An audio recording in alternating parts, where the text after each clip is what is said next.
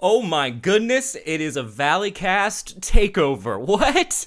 Hey guys, good to see you. My name is Elliott Morgan, and I have a little treat for you. Really, it's a treat for you and for Joe and for Steve, who are unable to do the podcast today. That's not true. I think one of them is unable, and I thought it would be a nice Thanksgiving treat for them, since I have some free time today. I have a few days off school. If I just went ahead and did the Valleycast and have some quality time with you, and I have a great show lined up for you today. We're going to be talking about some personal stuff. We're going to be talking about some not so personal stuff, and later we're going to dive into the new anthem by Kid Rock, "Don't Tell Me How to Live." Okay, so I hope this goes over well. I don't know. I think you're in for a real treat, but what do I know? I have no idea. You might be going, "Where's all three of them?" I don't know. You know what I mean? It's that one of those holiday weekends where it's like it ships in the night, and it's like, what am I doing? I'm not doing anything. I went and got Grace is getting a new car, and so I went and got that washed, and that's it. That's what I've done today. And then I was like, what else am I gonna do? So it's either I do this now, and and also, to be honest with you, here's another reason. You know what? You're right. Let me pour some Diet Coke. Don't feel like watching movies, so I'll watch people guess them instead. I don't know how it goes, I think it starts with your show. You want to talk about bad habits later? Oh my goodness gracious. Unbelievable. You hear that? Ooh, that's nice. That's that nice aspartame. Oh, isn't that nice? There's a little ASMR for you. Ooh, sounds like long-term health problems. Ooh, here we go. Delicious. Man, I overdid it over the holiday weekend. I really went for it. We went to San Francisco, and it was had no right being as beautiful as it was. I was definitely flabbergasted. I was taken aback. I was surprised, pleasantly so. And anyway, I decided to do this because I want some attention too. You know what I mean? I'm trying to scratch that rash of narcissists a little bit. Trying to get myself out there a little bit more. I'm kind of a recluse these days. I don't know if that's clear based on my output, based on the lack of posting I do with anything. I've gotten really used to just not talking publicly about things, and I don't think that that's necessarily a bad thing. But every now and then, it gets to a point where I go, "Uh-oh, gotta scratch. I gotta say, I just want to hear the sound of my own voice for a second and make sure I still have the capability to do it." And I think I can carry it. I think I can. I think I'm going to do a great job. I think I'm going to hit this one out of the park. In fact, I don't know about you, this already feels like one of the best episodes of the Valleycast we have ever had. In fact, what's episode 202, 203? How crazy is that? So, little about me. Thanks for asking. Elliott, how are you? Oh, I don't know, man. Let's talk personal. Let's get into it, you know? Let's get intimate. I'm doing okay. I am doing aggressively fine.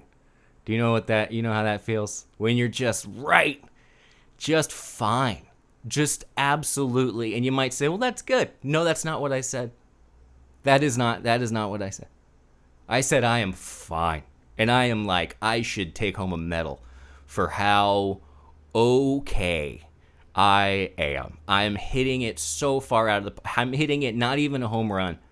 Just right, just enough to make it seem like I know how to play baseball. That's pretty much where I'm at right now. And it's not a bad place to be, and it's not a great place to be. And I'm gonna dive into it a little bit. So this might come off a little scattershot, but it's the Valleycast. What would it be if it wasn't a little scatter? See how I'm trying to match the energy? I'm one person trying to match the tried and true energy of 3, sometimes 4 people, and I'm trying to do an amalgamation of personalities here for you. Why? It's just me. That's okay. This is a therapeutic process. It's self-therapeutic. I just want to take a moment and breathe. Let's breathe for a second. Okay, we'll breathe in for a count of 4. Now hold it for 4.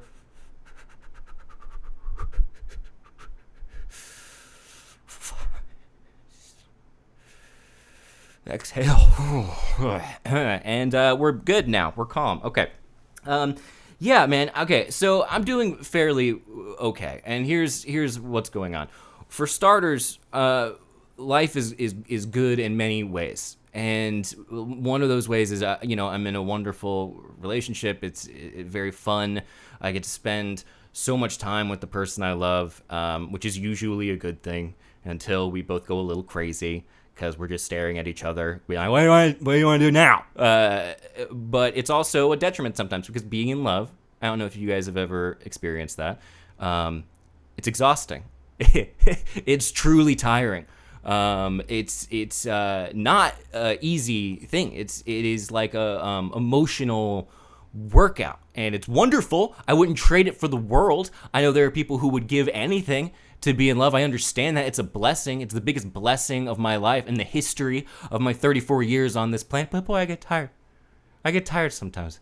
Oh boy, I used to be so obsessed with like, I'm going to do this and this and this. And now I'm like Succession's on tonight, followed by Curb. How great is that? It's a nice, peaceful thing. Another thing that's going very well, guys, and I don't know if you are aware of this or not. I've talked about it a fair amount, but I am in school, like all the time. And I'm getting used to settling into the idea of being a full-time student. Have you ever done that before in your 30s? And I'm becoming increasingly infatuated with the stuff that I'm learning, and it is just such a speed. It's a speed shift, it's a tempo shift, I guess, I don't know, is that a thing? It is, right? That's what they say in music, tempo change or something. I'm in the key of learning now, and it is wonderful. I love everything I'm learning. For those of you who aren't aware, I'm in a master's / PhD program in Jungian psychology and archetypal studies, which has been fascinating and so much more difficult, but also more challenging than I ever possibly could have imagined. And so I read all the time, and it is wonderful, but it is also just tiring, and there's that uncertainty, there's that uncertainty moving forward where it's like, what is this even amount? What am I even doing? Why am I doing this? What do I think I'm doing? I'm not studying to be a therapist. I don't want to be a therapist. I couldn't be a therapist because I'm what's called an oversharer. Do you know what that is? I overshare. I don't know what it comes from. Maybe it comes from previously keeping things too close to the chest, not saying things, watching things boil over, blowing up certain things, certain elements of my life as a result of not communicating openly. But whatever it is, I think I overcorrected. And sometimes I got to reel myself in and be like, oh, you can't really talk about that. That's not really appropriate. And so therefore, if I was a therapist, I'd be the worst one because I would just be like, you wouldn't believe that what they're going through. I'm still trying to match the energy, and I'm sorry. We're going to find a nice, calm place as we move forward. I love this background. It looks like there's some semblance of order to it, but if I pan down, there's just backpacks and empty clothes and everything and books. You guys want to see the silliest looking book ever? If you're on the audio version. So I'm taking this class right now that is exploring. There's this class on imagination, basically. Okay, and we think of imagination as just sort of fantasizing, and it's all fake and it's all strange. But the imaginal space is very, very interesting, and it's sort of like I think it's Goethe's Faust and Dante's Inferno and all that stuff. There's certain niches, thus spoke Zarathustra. Other ancient texts have sort of been the result of people going through these strange psychological states, and this class sort of explores what they were going through, but it specifically focuses on this thing. Look at this. Look at the size of this thing. This is C.G. Jung's The Red Book. Now, this is the biggest book I have and probably will ever own, and it is absolutely insane, and I highly recommend it. Not only do I have the big facsimile version, I even have this version, which is very sexy and red, and basically it is a very new book. It was only published in like 2009. It was intended to be kept secret by C.G. Jung because he had the feeling that people would think he had gone crazy if they got their hands on it, and that would be a correct assessment for most, I would say. It's an absolutely fascinating book, and it's very he talks about it in Memories, Dreams, Reflections, but it's basically this he calls it his confrontation with the unconscious, and it happened shortly after his break with Freud, and he spent years and years working on this. He wrote it in this incredible calligraphy. He did art with it, And he explored the back end of his brain. He explored the back end of his psyche. At least that's sort of the hypothesis. And it's unbelievably interesting and unbelievably fun. And it's opening doorways in my brain that I think have been stuck there from overly rational thinking. I don't know if you guys have ever been like, we get stuck in these boxes. But anyway, I digress. That's not what this podcast is about. I just get very interested about it. And so I hope if you're interested in it, you can reach out on Instagram or Twitter or whatever, and I can give you some recommendations. But it's all very interesting. The other thing going on with me is this. It's you guys. It's this podcast, and it's this thing that we've called the Valleyfolk, and it is in a state of transition, if you could call it that. And I've been, I would say, I don't know if it's an accusation. I would say I've been complimented with the idea of being a fast processor of things. Like I move forward, I move past things relatively quickly, and I get in conversations with Grace about this a lot because she sees it as kind of a cool thing that I can sort of go, okay, this is what's happening and we're going to do this. But really, I think oftentimes I don't really process anything at all. I just move past it. And there's a big difference between those things, because I tend to be a future-oriented person. My head is in the future. My thoughts, my motivations, my actions are toward the future. Some of them, anyway. The amount that I drank over Thanksgiving weekend, not so much. That was definitely more of a regression. But yeah, I tend to focus on the future. I tend to think the best is yet to come. It's a blind sort of optimism that maybe doesn't come across in my everyday moment when I'm being present with people, because I'm somewhere else. My head can be in the clouds sometimes. It's the detriment of being a future-oriented person. Most people I know are more in the past. Some people I have met are in the present, and they scare me.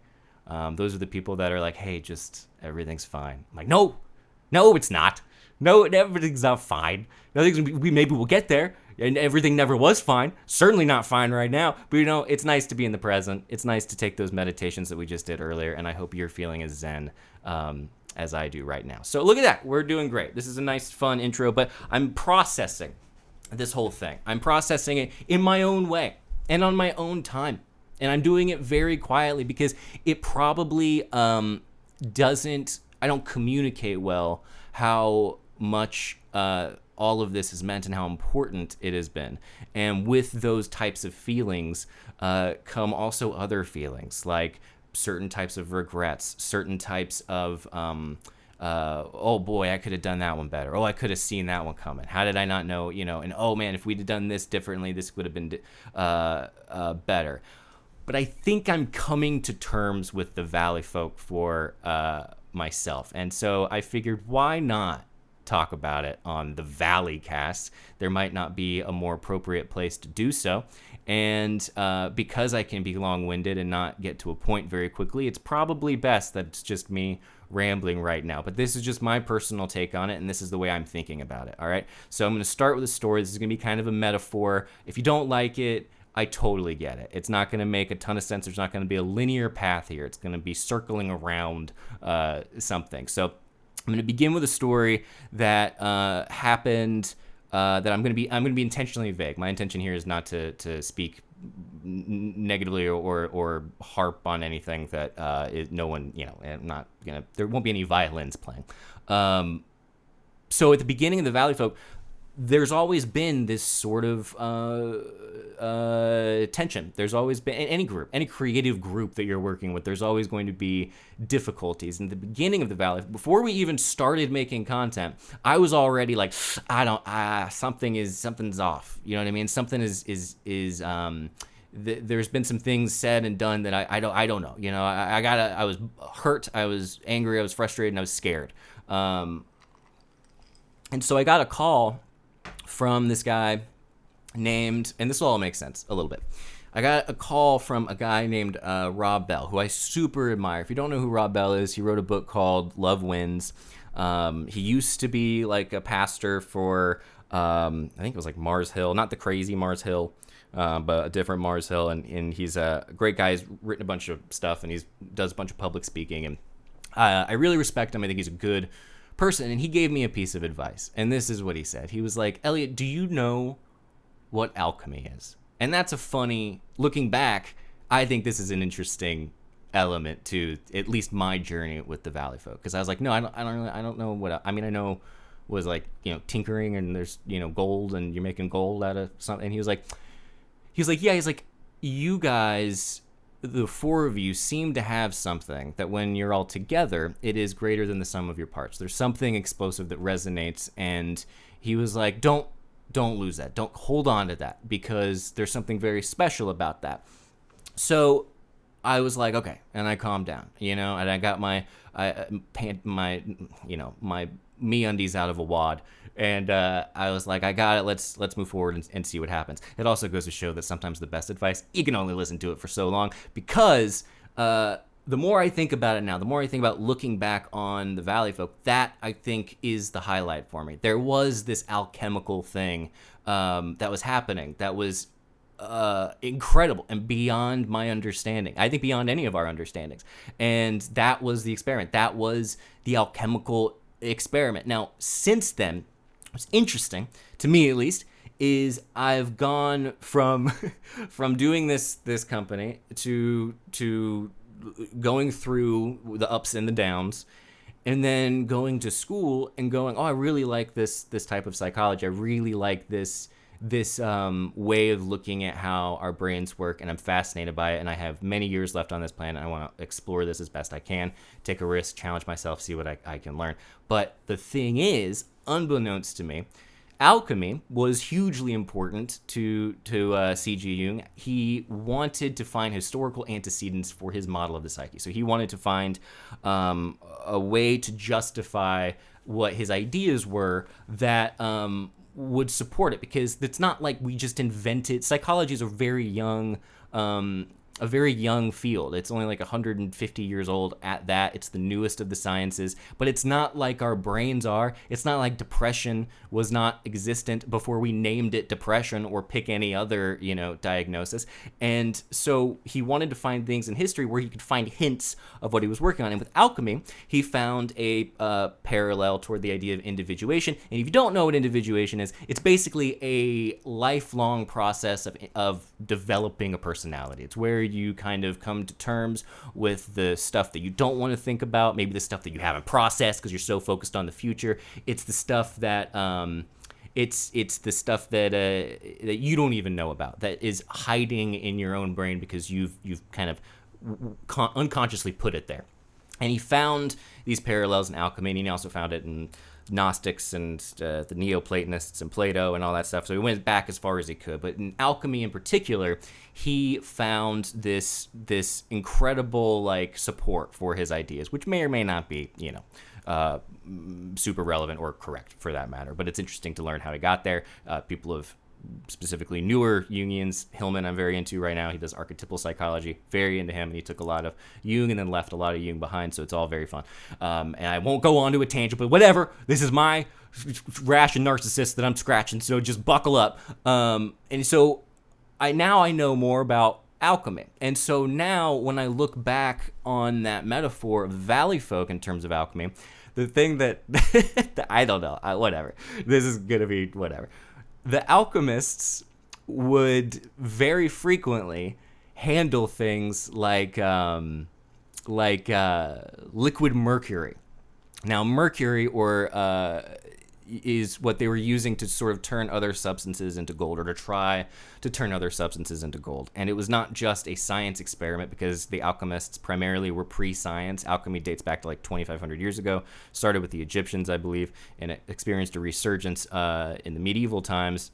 Courts, royalty would have alchemists on deck the same way they would have astrologer and a jester, and the alchemists would perform fun tricks, and then they would go back down into their laboratory and they would start trying to create gold again. And it was seen as this sort of mysterious, mystical, sometimes anti-religious thing. And so then the alchemists very often would deal with dangerous things. An alchemist was who came up with gunpowder, for example. They came up with an explosive that changed the course of human history. And so as a result, basically, many alchemists because they were dealing with such potent, volatile elements, they exploded themselves. Quite frequently. They go, oh, boom, another alchemist, dead. Oh, that's not good. I don't know. I think that kind of resonates. That kind of makes me go, okay, that makes sense. And now even more so, because just to keep exploring this, I think this process would be called amplification. To explore it within the terms of the Valleyfolk, there's also when you look back on alchemy now, when mainstream science looks back on alchemy, they go, oh, they weren't really doing anything. That was a bunch of hocus pocus. Maybe it was. Part of it was, because a lot of it was also a very spiritual and psychological side to it. And I think that also, at least for me, resonates with the Valleyfolk. It's also been a psychological process. It's also been a very spiritual process at times. It's been a character building and also sometimes just character reflecting experience. And sometimes alchemists, when they would try to sort of present their findings, they say, a lot of alchemists were looking for the philosopher's stone. They were looking for the tree of life, the fountain of youth. They were looking for all of these things. They were looking for magical, religious, mythological things using different elements while not really knowing what they were, because this was prior to chemistry. Sometimes they would pop out and they would be like, hey, I found gold, and then it would turn out that it wasn't gold. And then that alchemist would get killed. And so sometimes in alchemy, when certain things were presented as being not what they actually were, there was a downside to that. There was something that happened that that alchemist would be executed or punished, or what is it when they kick them out? Excommunicated, banned, banished. They'd click dislike. They leave negative comments. They would, they would say, "Get out. We don't like you anymore." And so that's kind of how I'm wrapping my head around the Valleyfolk. I don't know if that makes any sense. I think it does, and I like to think of it that way because I do believe there was an alchemical sort of process that happened. There still is at times with the Valleyfolk, and it's also dealing with dangerous chemicals, dealing with a group of egos and a group of differing motivations, and that mercurial, which Mercury is seen as often this kind of a the communicator, but it's also volatile, and so when you have volatile communication, certain things can happen, and that's how I like to look at it, because I want to look back on it the same way people look back on alchemy, which is, oh yeah, maybe that didn't quite work, but they were doing something, and they were doing something that led to where everybody is at now. And so that's kind of where my head is at. It's like this sort of initiation or a ritual or an experiment that maybe didn't come to fruition in any way that is what you would expect. However, it definitely, I think, was a learning experience. And so does that make sense? That's my statement on the Valleyfolk that I have so far. And I hope it doesn't just come off like I'm trying to show off that I just watched a History Channel special on alchemy before starting this, but maybe I did, and if I did, that's none of your business. But the other thing, yeah, and so that the other element to this, the other sort of mercurial thing, the volatile ingredient was the audience, and the audience being supportive and being also sort of the employers, the people going, okay, do your thing, make your chemical, make your thing, go into your lab, come out and create something. And as long as you do it the best you can and you're honest about it and you're good, and you'll be fine. But if you don't, something's gonna happen. And that, I think, is there's parallels there too. Now, I'm not gonna I'm not gonna get out a diagram or anything, but it's a fun thing to think about. So anyway, if you're interested in alchemy, I don't know, Google it, look it up on YouTube. I'm not gonna give you any books to read on it or anything, because that sounds very silly, and we have more important things to talk about. But first, here's some ads. Hello, everybody. Joe here to interrupt the Elliott Palooza, the Ellapalooza, Elliott talking a lot with some ad reads from me. And first up is MeUndies, one of our favorites. Guys, it's officially the winter wonderland season, and if you look outside your window, it's all cold and it's chilly out. So what do you want to do when it's chillier than a snowman's cheeks? You want to bundle up with layers and layers of comfy goodness. We've been waiting for this, y'all. Spread the cozy vibes to literally anyone in your life with MeUndies. They've got super soft gifts for everyone near and dear to your heart. And while you're at it, why not get yourself a little something? Because you're also near and dear to your own heart because it's inside you, so you might as well be good to you. And that, you know what I'm saying? You deserve all the comfy things. Look, are you more of a onesie person, or are you more of a get some matching PJs with the loved one in your life type of person? I contend, why not be both? Because then you're just swimming in MeUndies and it's the best thing ever, right? Right. Get your festive on with the new MeUndies holiday collection featuring classic plaids you know and love and sweater-inspired prints that will quickly become favorites. Their undies, loungewear, and sleepwear are made out of soft, breathable, stretchy fabrics that are ideal for sitting fireside with loved ones and chatting about life over a cup of hot cocoa, is what the words say that I'm reading. But it's also true. Get the family photo you've always dreamed of with matching PJ sets, or make every day a spa day with new plush robes and plush slippers. What? I'm learning this in real time. And it's very exciting. Whatever you decide, everyone will be rolling into the new year comfier than before. Available in sizes XS through 4XL, MeUndies has a little something for everyone on your list. So MeUndies has a great offer for our listeners. For any first-time purchasers, you get 15% off and free shipping right to your door. Your days of fighting for your life in the mall parking lot are over. You don't have to do that anymore because of MeUndies. So hop on this bandwagon, y'all. So get 15% off your first order, free shipping, and 100% satisfaction guarantee by going to MeUndies.com/Valley. That is MeUndies.com/Valley. Back this 100%. It's all that's in my undie drawer. I'll show you sometime, you perverts. Oh, segue to the next one. And while you're rocking those MeUndies, why not cover the rest of your body with some Stitch Fix? Another service that we super love and back here at the Valleyfolk. You know your closet well, but what does it sound like? Yes, your closet. Does it whisper your taste? Does it scream your taste? With Stitch Fix Freestyle, a shop that evolves alongside your taste, your closet will scream, "So you," without actually screaming, because that would be frightening. You know the feeling when you stumble upon a piece of clothing that is just so perfect for you that you didn't even know that you needed it, but now you can never live without? That is how it is when you use Stitch Fix Freestyle. I've used it a bunch. There's what's a good word? There's a gaggle of pieces in my closet that I would have never went out and shopped for on my own, because I hate shopping, one, but I also am very bad at shopping for me. And they sent it to me, and I was like, hey, I dig this. I'm gonna wear it. Your style isn't one size fits all. It's about what suits your body and what suits the moment. So why not shop at a store that is personalized to your size and fit? Because that's what they do here.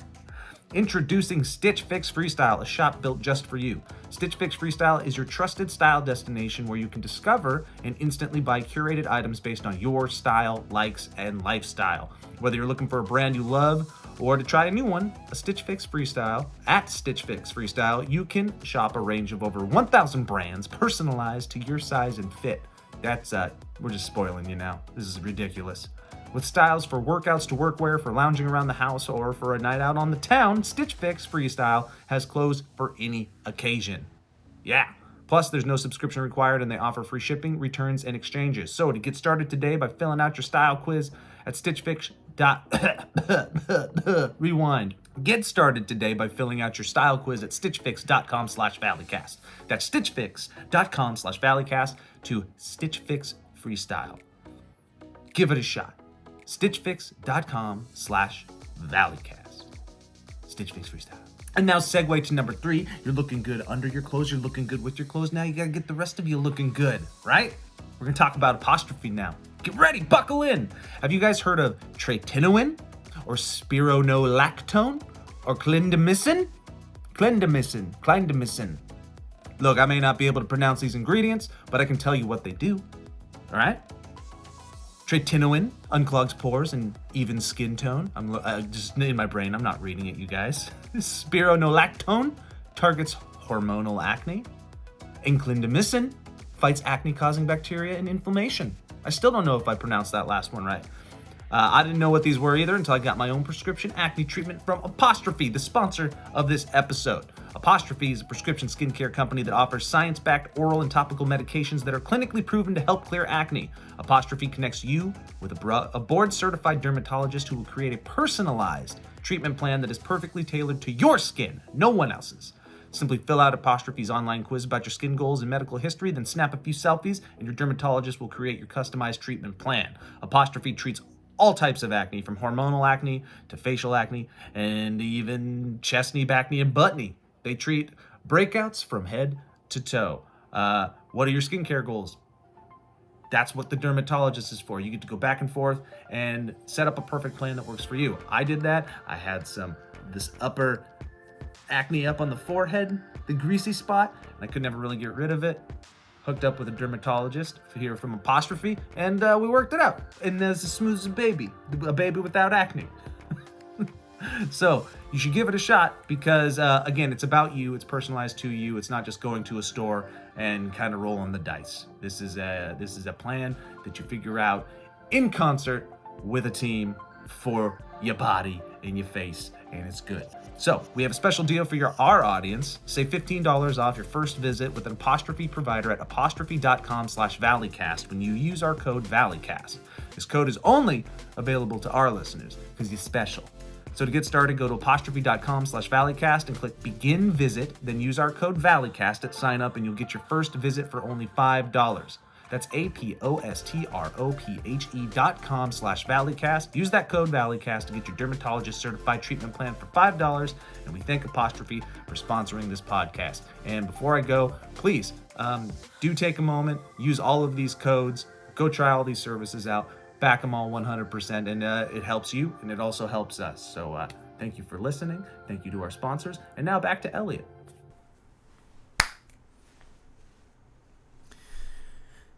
I didn't need to do that. I clapped. I've been doing this for a lot of years. And I clap as though if I don't, the whole thing is ruined. And I don't really think that's the case. Have you guys heard Kid Rock's Don't Tell Me How to Live? Okay. I'm going to talk to you about Kid Rock's Don't Tell Me How to Live. And I hope you like it. I'm going to read some lyrics. What we're going to do is we're going to analyze this. We're going to really do a deep dive lyrically. And I saw this video last week sometime, probably a week and a half ago. I was able to get through about 40 seconds of it. Then later I revisited it, and I recognized the sheer genius. And I recognized what I'd previously misunderstood, that this is truly a work of art. Not just the music video, but also the lyrics and the energy of just, you're not going to tell me how to live. And so let's dive into it. If you haven't heard it, you can pause this. Maybe we can insert a song. I don't know, but you might like it. You might go, this is Stairway to Heaven level type stuff. Also, just as a side note, did you know that the Offspring made a new album and they didn't tell me? They made a new album and released it earlier this year, and it's kind of awesome. And it's like, well, I love the Offspring, I always have, and they haven't changed their sound at all. But I went through this deep dive because I'm what Freudian might call an obsessive neurotic, and I looked back and found, I was like, Dexter Holland is the lead singer, and I was like, isn't he a smarty pants? Like, if I recall correctly, that boy is a smarty pants. And I Googled it, and I found that Dexter Holland is like a genius. And the guy who does, Pretty Fly for a White Guy, who knew, is an absolute genius. He actually has a PhD in molecular biology. He went back and got a PhD in molecular biology, and because I had gotten a little high, I decided to, and because I have access to research databases as a result of being in school, I was like, I can find Dexter Holland's thesis, and I can read it, if I want. And I can find out, like, I bet it's really punk, and I bet it's really rockin', and I bet you can tell he's got spiked hair. So here's the title of the lead singer of The Offspring's thesis. It's called Identification of Human MicroRNA-like Sequences Embedded Within the Protein Encoding Genes of the Human Immunodeficiency Virus. So basically, he studied HIV, and his real name is Brian Holland. And this is what, I'm going to read you the first paragraph, just because I like stuff that flies so directly over my head and makes me so thankful that what I'm studying doesn't have the letters RNA almost anywhere. So microRNAs, or miRNAs, are highly conserved, naturally occurring, 18 to 22 nucleotides long, non-coding RNA molecules that are processed from long precursor transcripts, pre-miRNAs. The cellular miRNAs are transcribed by the same transcription factors and RNA polymerase II that control the transcription of protein and RNA polymerase II. I read the same line. Encoding messenger RNAs, mRNAs. The pre-mRNA are processed into mature mRNAs by complex molecular processes involving cleavage by RNase-3-like enzyme drosha in the nucleus, followed by the transport to the cytoplasm mediated by exportin 5 and a second cleavage by dicer, an RNase-3-like enzyme. First of all, that sends me back to my days in college of learning about biology and microbiology, and that is like what I learned on steroids, and it is fascinating. And this is the guy who does The Offspring, I think it's just, people are fascinating.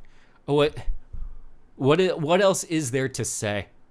People are absolutely interesting. We're the most interesting species in the world, save for the lizard people, because they're good at hiding. Maybe Sasquatch, and yeah, that's about it. I think we are far and away the most interesting species. This is not the mRNA stuff. That's gobbledygook. I don't know what that means. I mean, I do kind of know it, but you know what I mean. I don't really know what it means. I mean the fact that this is like Weezer. Okay, how long are... Okay, it took me a little bit of 30 minutes to get into it. Weezer, Rivers, went back to Harvard, and he got a degree in something or other. I think English literature or something like that.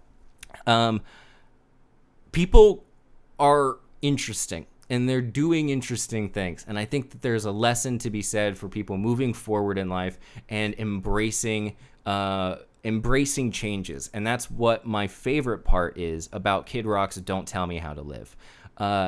Specifically the chorus. So I want to start with, first I'll read all the lyrics, and then we're going to start with the chorus, and we're going to dive into the rest. Now, I'm not going to swear, because this is a kid-friendly show, if ever there was one. And so I'm going to dive into this, and I'm going to try to not say any of the swears.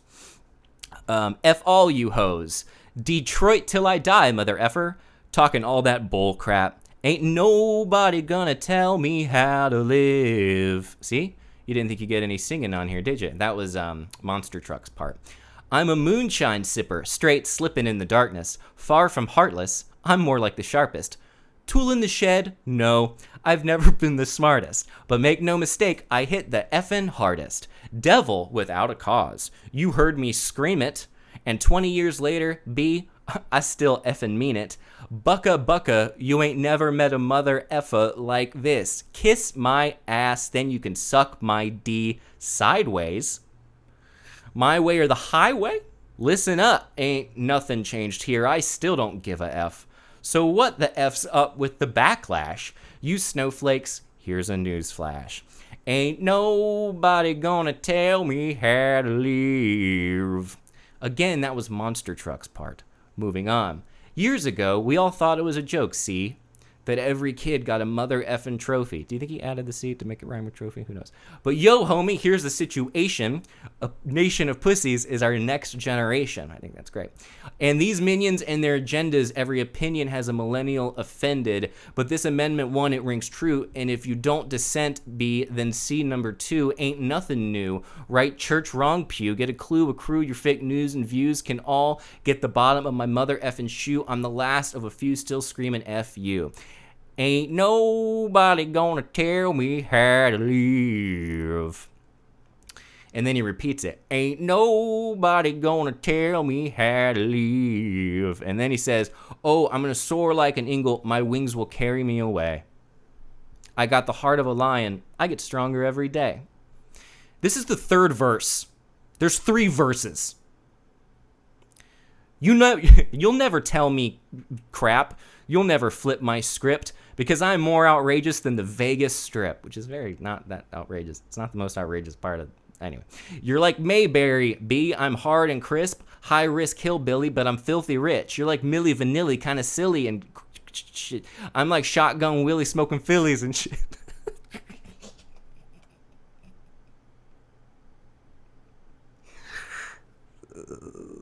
I'm like Reverend Run or David Lee Roth, like Springsteen, B. I'm the mother effing boss. James Dean shit, I'm more like Brad Pitt, a little less pretty, but I slang more dick. We're going to dive into that. I twang more riffs, I slide through grass. I rip more lines than 10-pound bass. That line I love, and not ironically. Pass the mic, I'm like slow gin fizz, ain't nobody, it ain't nobody. Ain't nobody gonna tell me how to live. Okay, so what we're gonna do here is we're gonna incorporate an idea of literary criticism that came out of postmodernism called Death of the Author. Now, if you're not familiar with Death of the Author is, the idea of Death of the Author is essentially, it was an essay written in 1967, and it basically argues that the author of a particular text has no bearing on what the actual text means. So we have a tendency to read things, say you're reading something from C.G. Jung and he says something that is definitely not relevant to our modern day, or perhaps it's even backwards, or perhaps it's even downright wrong or offensive. There is a tendency to go, oh, well, he didn't mean anything by that. He was in a different time. Although those things may be true, the reality is, I guess this Death of the Author thing, argues that the method of reading and criticism that relies on aspects of author's identity to distill meaning from the author's work, it argues against that method. In this type of criticism, against which, he argues, the experiences and biases of the author serve as a definitive explanation of the text. For the author of Death of the Author, however, this method of reading may be apparently tidy and convenient, but it's actually sloppy and flawed. To give a text an author and assign a single corresponding interpretation to it is to impose a limit on that text. And so, therefore, when we go through the lyrics of Don't Tell Me How to Live by Kid Rock, there might be a desire to go, well, this is what he means. This is, we're going to take a little snippet here. We're going to remove all the rest of it. We're going to excise it from the rest. And we're just going to look at the chorus here, all right? Ain't nobody going to tell me how to live. So Death of the Author, if we're going to approach it in that way, and you can approach it in different ways. You want to be able to go back and forth, you have fun. You want to play with the text. You want to you hold it different ways, hold it up to light a little different, it's like a prism, or there's something else from. So ain't nobody going to tell me how to live. I think that's an excellent sentiment. Okay, I think Monster Truck is hitting a very progressive, very important note, because when I think of a lot of our problems today, a lot of the complaints, a lot of the concerns, a lot of the injustices that are rampant in our culture,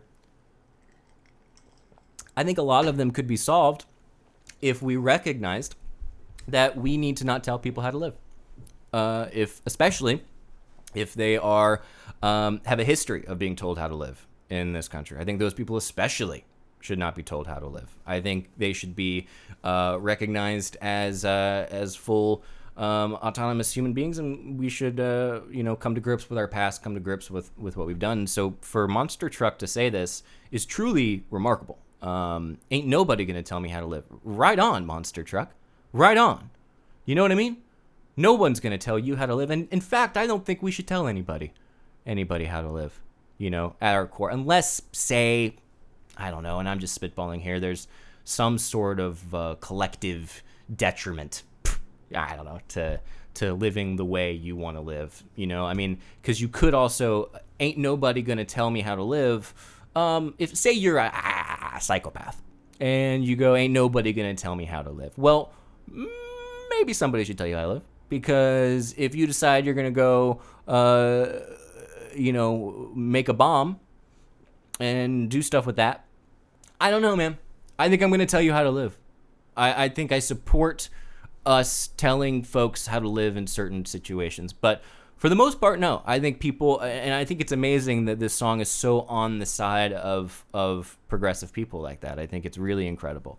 Obviously, now removing the death of the author lens, no, that's not what he meant. So we're going to start here at the top. So my first favorite is, far from heartless, I'm more like the sharpest tool in the shed. No, I've never been the smartest.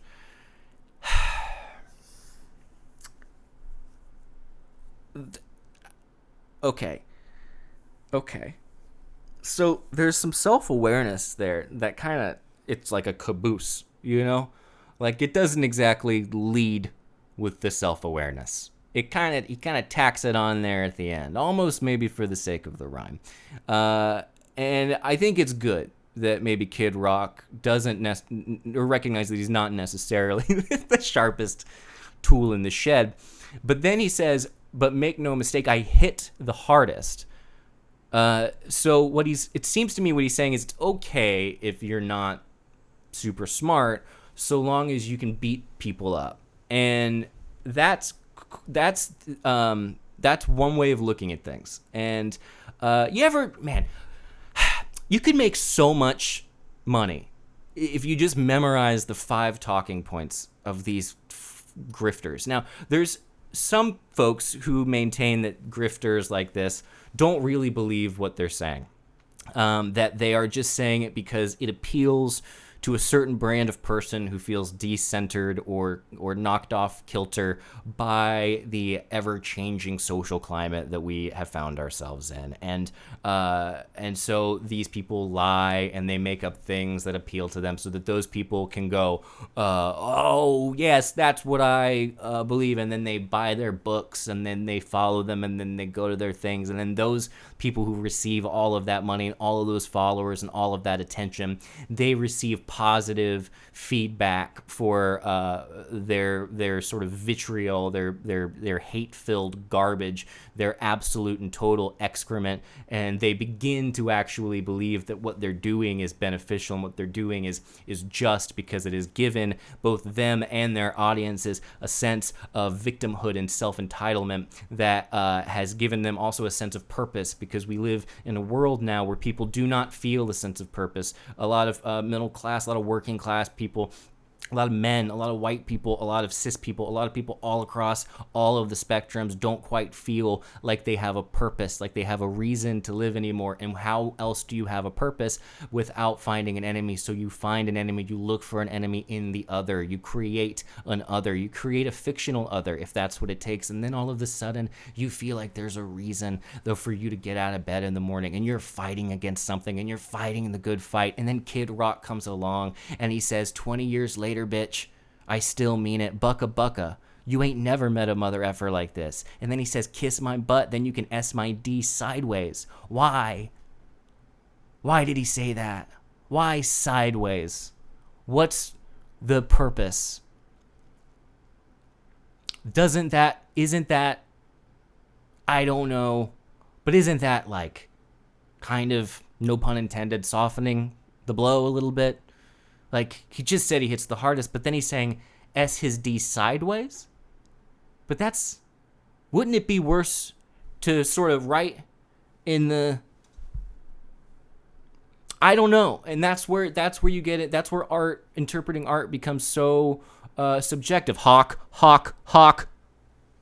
Wow. Oh, taken aback.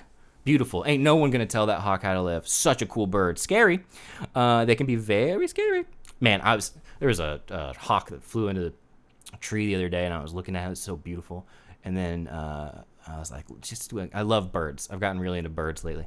And then 2 other hawks just attacked the crap out of it. And it was terrifying. It looked, because I don't know if you've ever seen 3 hawks together very close, but it looks like one big hawk. And it looked like it looked like a 3-headed hawk, just, and then they all just flew away. And then they would start screaming at each other and like flying into each other. I was like, whoa, this is really cool and scary. And I hope they're fine. I mean, I'm sure that was the guy. Anyway, so use snowflakes. Here's a newsflash. Ain't no one going to tell me how to live. This snowflake idea, what do we think about that? Snowflake. You can't handle it. Snowflake does seem sort of like an idea of inventing an other, right? You're snowflake. I guess that's true, I mean, I can be a snowflake sometimes. I've been a snowflake in the past. I think we're all snowflakes sometimes. Here's a news flash. Ain't no one gonna tell you. Okay, years ago we all thought it was a joke, see, that every kid got a mother effing trophy. Hey, I got an idea. Why don't you guys get the hell over that? Get over it. Who cares? Who cares? Do you think that's the problem? Do you think that's where we went wrong? All of our problems go back to those tiny, tiny trophies. Do you think the kids didn't know they were participation trophies? Do you think the kids weren't aware when they looked around and saw every other kid with a trophy that it was a participation trophy? I remember seeing the participation trophies. The participation trophies, there was like 40 of them all lined up, and they were tiny. And then you saw the big ones. It's not like they got rid of trophies. They were still giving away trophies. But you walked away with a little treat, a little trinket trophy treat. Who cares? It's like you just called other people snowflakes, but you can't get over the participation trophy thing. Let it go, man. Make like Elsa and let it go. Move on. A nation of pussies is our next generation. Fine. You know why? I think we've had enough generations of just brute, dumb masculinity. I think that there's room for masculine and feminine to be all mixed together. Why not? In fact, I think we could use a little bit more of the feminine in life. I think we could use a little bit more of that. I think we could use a little bit more softness, a little bit more being in touch with your emotions. I like that. I think that's nice. What are you so scared of? And also, good, right? These are the people you think are snowflakes. These are the people you think have absolutely no value in society because they got participation trophies. So great. Wouldn't you want them to be somehow, I don't know, the way you're using the word, I assume you mean weaker, Kid Rock, is that, or I assume you mean some sort of lesser than, obsolete, inept, that kind of thing. Wouldn't you want that? Isn't that kind of in that all that alpha, art of war stuff? That's what you would want. Good. You should be celebrating. Why are you so angry?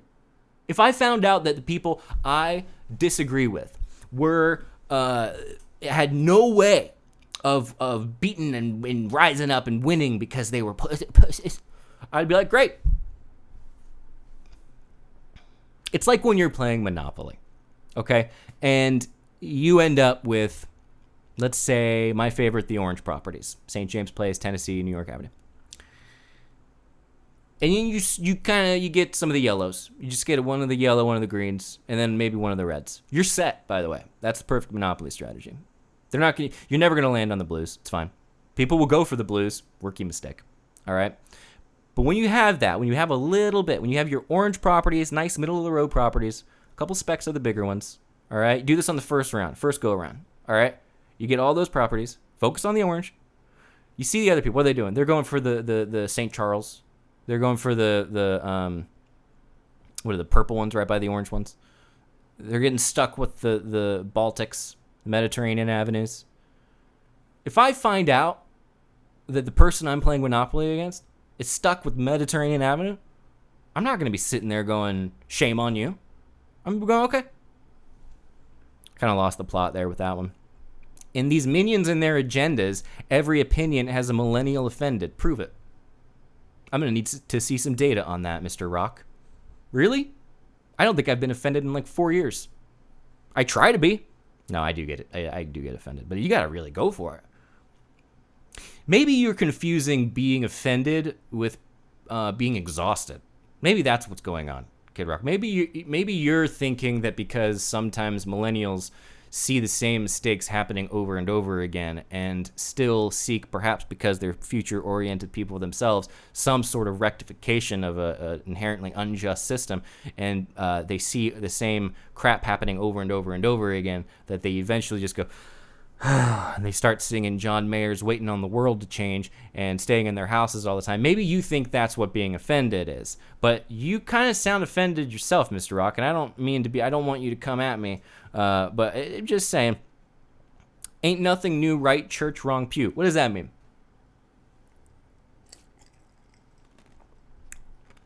A lot of profanity. I got the heart of a lion. I get stronger every day. You know who doesn't get stronger every day? Or what doesn't get stronger every day? The heart of a lion. It's not. They're not. They go through life cycles like everything else. Like everything else. Like it's not just creatures that go through life cycles or organisms. It's also political systems. It's also cultural and social norms go through life cycles. Things change, and sometimes they evolve. Sometimes they go back. It's sort of just this messy tumbleweed that we try to do our best with. So I don't know. I don't know that is factually accurate. Anyway, so James, okay, here he compares himself to a number of people: Shotgun Willie, Milli Vanilli, Reverend Runner, David Lee Roth, Springsteen, James Dean. Great rhymes. He says he's more like Brad Pitt than he's like James Dean. He's a little less pretty. Kid Rock admits he's a little less pretty than Brad Pitt, but I slang more dick. It's like they're always, the truth is just bubbles up between the surfaces. You know what I mean? I think it was maybe it was Freud. It's like people don't really lie as much as we think they do. They just tell the truth in different ways. So people sometimes tell the truth with the tapping of the finger, a side glance, parapraxis, Freudian slip, activation of a complex. In Jungian terms, you sort of lash out at the what do you call it? Rush hour or something. You find yourself all of a sudden in an affect. You find yourself just absolutely going crazy. That's when the truth comes out. That's when you've realized something else is going on, but it's always there. It's always just on the surface. It's seeping out. Some of this, it's like, it sounds like the exact opposite of what he's trying to say. And I know it's just supposed to be a stupid song that I guess is supposed to offend, the snowflakes. It just is so old sounding. It's like a comedy club in the 90s, It's like have you heard that thing? It's like a lot of conservatives have like two jokes.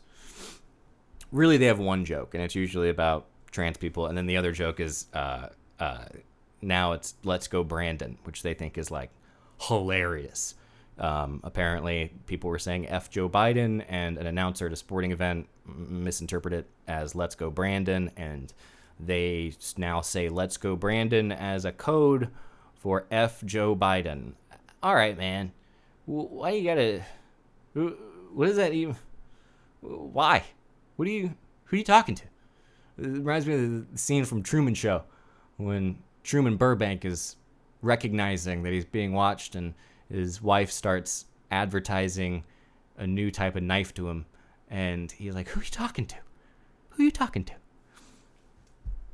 Who's your audience? Anyway, ain't nobody gonna tell me how to live, and it ends on that note. Now, if you haven't seen the video, I highly recommend it. It's worth your time. That's obviously a joke. I don't think it's worth your time, but I thought you guys might enjoy me sort of riffing, because unlike Kid Rock, I don't twang more riffs, and I don't slide through grass, and I don't rip more lines than a 10-pound bass. However, I do not want to end this on a negative note or something that makes me sound like I haven't enjoyed this song and I don't find it highly entertaining. So I will say I rip more lines than a 10-pound bass is an awesome line. And if this is the kind of stuff that Kid Rock has in the vault or has in the pipeline, I say, let's get it out. You know what I mean? Let's see it. Let's hear it. It's not going to be, maybe I may not listen to it as much as I listen to The Offspring, but that's okay. I'm okay with that. I think that's a good thing. Okay, guys. I've talked to you about some stuff. I hope you've enjoyed it. I hope you've enjoyed this rundown of Kid Rock's Don't Tell Me How to Live. I hope you've enjoyed me reflecting on the Valleyfolk and all the wonderful people there. I love all those people. I've loved the journey. I've loved doing this podcast with you and just hearing myself talk for a little bit. If you've made it this far, drop a C in the C section. Tell me how you're doing. I hope you're doing well. And thank you so much for listening. I apologize for all of the ums. And if you have any sort of feedback, any questions or anything, just DM me on Instagram or Twitter. I'm usually pretty available. And I don't really have any announcements to make because I had a few days off from school. I'm going to dive back into that and start trying to learn. But if you'd like to follow me, you can go to Instagram.com/Elliott Morgan or Twitter.com/Elliott C. Morgan or YouTube.com/Elliott Morgan if you'd like to see video versions of The Fundamentalists. We have one in the can that's coming up very soon. And we're going to get a new set very soon, and I'm very excited about it. But The Fundamentalists is a philosophy psychology podcast that I do with one of my best friends named Peter Rollins. Who is this very smart Irishman. And yeah, thank you guys for letting me do this. I hope Joe and Steve are okay with me doing it. And if they're not, okay.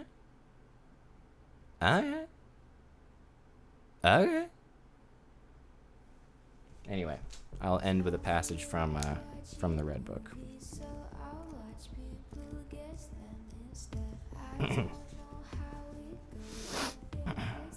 Reads like Lord of the Rings. There's actually certain things that he didn't even know was like paralleling exactly what Tolkien was writing with Arise then, son of darkness and stench. That'll do for today, folks. Thank you very much.